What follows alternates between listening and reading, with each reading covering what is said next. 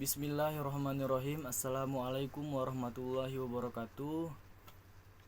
Kami dari kelompok 14 akan mempresentasikan hasil diskusi kami, yaitu mengenai sejarah peradaban Islam di Indonesia sebelum dan sesudah kemerdekaan.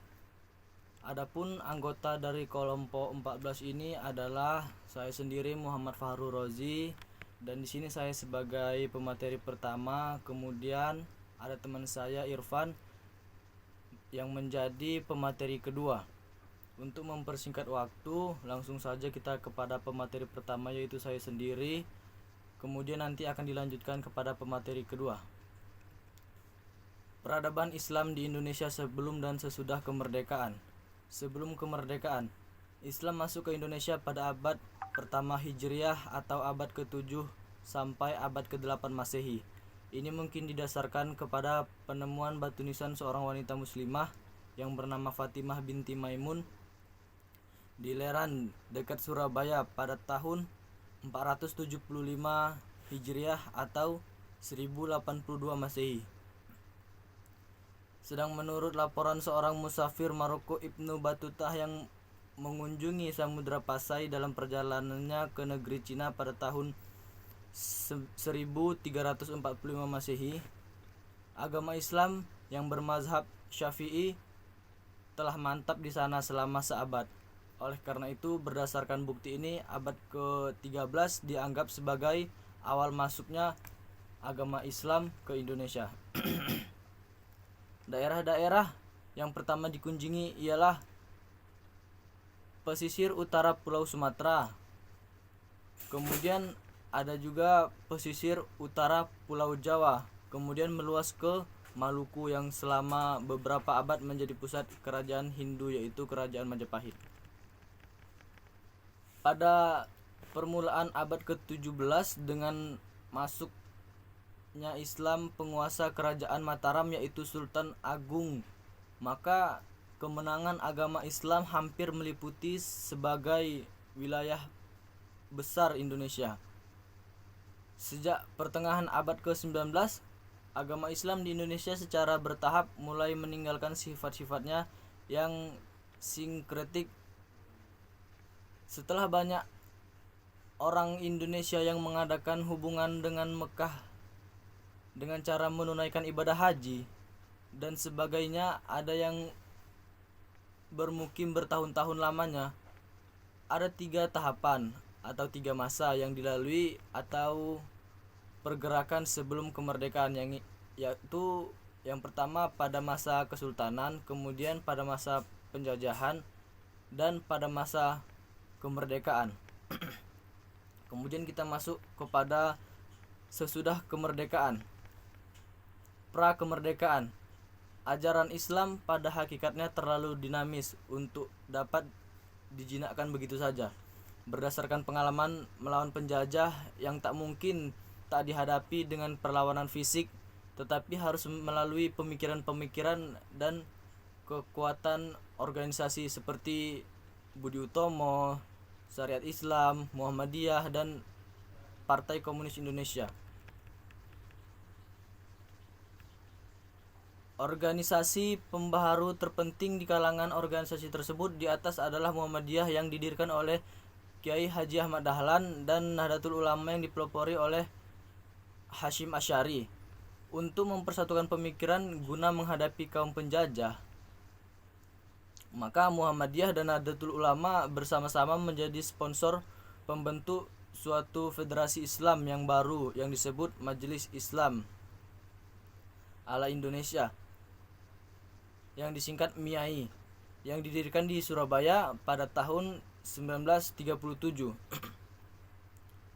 Masa pemerintahan Jepang, ada 3 pranata sosial yang dibentuk oleh pemerintah Jepang yang menguntungkan kaum muslimin di Indonesia, yaitu yang pertama Sumbu, yaitu kantor urusan agama yang menggantikan kantor urusan pribumi zaman Belanda. Kemudian ada Masyumi, Majelis Syura Muslimin Indonesia, menggantikan MIAI yang dibubarkan pada bulan Oktober 1943. Tujuan didirikannya adalah selain untuk memperkokoh persatuan umat Islam di Indonesia, juga untuk meningkatkan bantuan kaum muslimin kepada usaha peperangan Jepang. Kemudian Hizbullah, semacam organisasi militer untuk pemuda-pemuda muslim yang dipimpin oleh Zainul Arifin. Organisasi ini ialah yang menjadi cikal bakal Tentara Nasional Indonesia atau pasca kemerdekaan. Organisasi-organisasi yang muncul pada masa sebelum kemerdekaan masih tetap berkembang di masa kemerdekaan, seperti Muhammadiyah, Nahdlatul Ulama, Masyumi, dan lain-lain. Namun ada gerakan-gerakan Islam yang muncul sesudah tahun 1945 sampai akhir Orde Lama.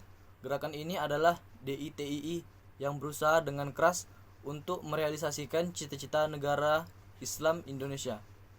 Gerakan kekerasan yang bernada Islam ini terjadi di berbagai daerah di Indonesia. Antaranya yang pertama di Jawa Barat, kemudian Jawa Tengah, Sulawesi, Kalimantan, dan di Aceh. Mungkin itu saja yang dapat saya sampaikan. Selanjutnya akan disampaikan kepada pemateri kedua. Saya persilahkan. Assalamualaikum warahmatullahi wabarakatuh. Saya akan melanjutkan presentasi yang dibacakan dari teman saya yang pertama. Saya akan membacakan tentang perkembangan Islam di Indonesia. Kedatangan Islam di Indonesia. Sejak zaman prasejarah, penduduk kepulauan Indonesia dikenal sebagai pelayar yang sanggup mengarungi lautan lepas. Sejak awal Masehi sudah ada rute pelayaran dan perdagangan antara kepulauan Indonesia dengan berbagai daerah daratan Asia di tenggara wilayah Barat Nusantara dan sekitar Malaka sejak masa kuno. Merupakan wilayah yang menjadi titik perhatian, terutama karena hasil yang dijual di sana menarik bagi para pedagang, menjadi daerah lintasan yang penting antara Cina dan India. Sementara pala dan cengkeh yang berasal dari Maluku dipasarkan di Jawa dan Sumatera untuk kemudian dijualkan kepada pedagang asing. Pelabuhan-pelabuhan penting di Sumatera Utara dan Jawa antara abad ke-1 dan ke-1 Masehi sering disinggahi pedagang asing seperti Lamuri, Aceh, Barus, dan Palembang di Sumatera, Sunda, Kelapa, dan Gresik di Jawa. Pedagang-pedagang muslim asal Arab, Persia, dan India juga ada yang sampai ke Pulau Indonesia untuk berdagang sejak abad ke-7 atau abad ke-1. Islam pertama kali berkembang di Timur Tengah. Malaka jauh ditaklukkan Portugis 1511 merupakan pusat utama lalu lintas perdagangan dan pelayaran. Melalui Malaka, hasil hutan dan rempah-rempah dan seluruh pelosok Nusantara di bawah Cina dan India, terutama Gujarat yang melakukan hubungan dengan langsung dan Malaka pada waktu itu. Dengan demikian, Malaka menjadi mata rantai pelayaran yang penting. Lebih ke barat dari sana perjalanan cabang 2, jalan pertama di sebelah utara menuju Teluk Oman melalui Selat Ormus ke Teluk Persia, jalan kedua melalui Teluk Aden, dan dari Kota Suez jalan perdagangan harus melalui daratan ke Kairo dan Iskandar. B. Kondisi dan situasi politik kerajaan di Indonesia. Cikal bakal kekuasaan Islam telah terorientasi pada periode abad 1-5 Hijriah atau 7-8 Masehi, tetapi semua tenggelam dalam hegemoni maritim Sriwijaya yang berpusat di Palembang dan Majapahit di Jawa Timur. Pada periode ini para pedagang dan mubalik Muslim berbentuk komunitas Islam. Mereka memperkenalkan Islam yang mengajarkan toleransi dan kesamaan derajat di antara sesama. Sementara ajaran Hindu Jawa menekankan perbedaan derajat manusia. Ajaran Islam ini sangat menarik perhatian penduduk. Karena itu Islam sementara tersebar ke Pulau Indonesia terhitung cepat meski dengan damai. Dikerjakan Majapahit ketika Hayam Wuruk dan Pati Gajah Mada masih berkuasa. Di situasi politik pusat kerajaan memang tenang, sehingga banyak daerah di Kepulauan Nusantara mengakui berada di bawah perlindungan. Tapi sejak Gajah Mada meninggal dunia 1364 Masehi dan disusul Hayam Wuruk 1389 Masehi, situasi Majapahit kembali mengalami kegoncangan. Perebutan kekuasaan antara Wirakarna dan Wirabumi berlangsung lebih dari 10 tahun. Setelah Wirabumi meninggal perebutan kekuasaan di kalangan istana kembali muncul dan berlarut-larut. C. Munculnya pemukiman muslim di kota pesisir. Seperti disebut di atas, menjelang abad ke-13 Masehi, pesisir Aceh sudah ada pemukiman muslim. Persentuhan antara penduduk pribumi dengan muslim di Arab, Persia, dan India memang pertama kali terjadi di daerah ini. Karena itu diperkirakan proses islamisasi sudah berlangsung sejak persentuhan itu terjadi. Dengan demikian dapat dipahami mengapa kerajaan Islam pertama di Kepulauan Nusantara ini berdiri dari Aceh, yaitu Kerajaan Pasa yang didirikan pada pertengahan abad ke-13 Masehi. Setelah kerajaan Islam ini berdiri, perkembangan masyarakat muslim ini Malaka makin lama makin meluas, dan pada awal abad ke-15 Masehi daerah ini lahir kerajaan Islam kedua di Asia Tenggara. Kerajaan ini cepat berkembang, bahkan dapat mengambil alih dominasi pelayaran dan perdagangan dari kerajaan Samudra Pasai yang kalah bersaing. Lanjutnya berkembang masyarakat muslim di berkaitan erat dan dengan keruntuhan Sriwijaya. D. Saluran dan cara-cara islamisasi di Indonesia. Kedatangan Islam dan penyebaran kepada golongan bangsawan dan rakyat umumnya dilakukan secara damai. Apabila situasi politik dalam kerajaan mengalami kekacauan dan kelemahan disebabkan perbuatan kekuasaan di kalangan keluarga istana, maka Islam dijadikan alat politik bagi golongan bangsawan atau pihak-pihak yang mendaki kekuasaan itu. Mereka berhubungan dengan pedagang-pedagang muslim yang posisi ekonominya kuat karena menguasai pelayaran dan perdagangan. Apabila kerajaan Islam sudah berdiri, penguasaan pelancaran perang terhadap kerajaan dan Islam, hal itu bukanlah persoalan agama tetapi karena dorongan politis untuk menguasai kerajaan-kerajaan sekitar. Menurut Uka Jarrasasmita, saluran islamisasi berkembang ada 6, yaitu saluran perdagangan, saluran perkawinan, saluran tasawuf, saluran pendidikan, saluran kesenian, dan saluran politik. Sekianlah yang bisa saya presentasikan. Itulah yang setelah saya dapatkan dari materi ini. Sekian dan terima kasih. Assalamualaikum warahmatullahi wabarakatuh. Masehi dan disusul Hayam Wuruk 1389 Masehi. Situasi Majapahit kembali mengalami kegoncangan. Perebutan kekuasaan antara Wirakarna dan Wirabumi berlangsung lebih dari 10 tahun. Setelah Wirabumi meninggal, perebutan kekuasaan di kalangan istana kembali muncul dan berlarut-larut. C. Munculnya pemukiman muslim di kota pesisir. Seperti disebut di atas, menjelang abad ke-13 Masehi, pesisir Aceh sudah ada pemukiman muslim.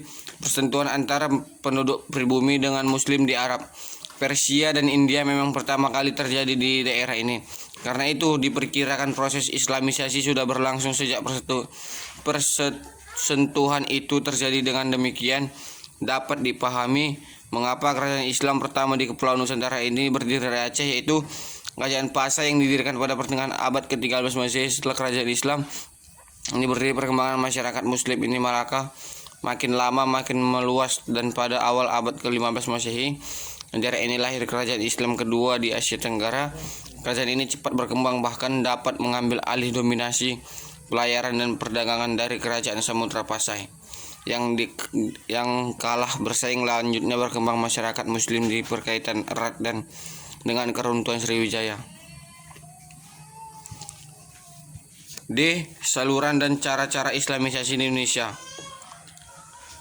Kedatangan Islam dan penyebaran kepada golongan bangsawan dan rakyat umumnya dilakukan secara damai. Apabila situasi politik dalam kerajaan mengalami kekacauan dan kelemahan disebabkan perbuatan kekuasaan di kalangan keluarga istana, maka Islam dijadikan alat politik bagi golongan bangsawan atau pihak-pihak yang mendaki kekuasaan itu. Mereka berhubungan dengan pedagang-pedagang muslim yang posisi ekonominya kuat karena menguasai pelayaran dan perdagangan. Apabila kerajaan Islam sudah berdiri, penguasaan pelancaran perang terhadap kerajaan dan Islam, hal itu bukanlah persoalan agama tetapi karena dorongan politis untuk menguasai kerajaan-kerajaan sekitar. Menurut Uka Jarrasasmita, saluran islamisasi berkembang ada 6, yaitu saluran perdagangan, saluran perkawinan, saluran tasawuf, saluran pendidikan, saluran kesenian, dan saluran politik. Sekianlah yang bisa saya presentasikan. Itulah yang setelah saya dapatkan dari materi ini. Sekian dan terima kasih. Assalamualaikum warahmatullahi wabarakatuh. Baiklah, itu tadi materi yang dapat kami sampaikan dari kelompok 14. Kurang lebihnya kami mohon maaf. Kemudian kita lanjut kepada sesi tanya jawab yang akan kita lanjutkan pada kolom komentar YouTube ataupun WA. Sekian dari kami, terima kasih. Assalamualaikum warahmatullahi wabarakatuh.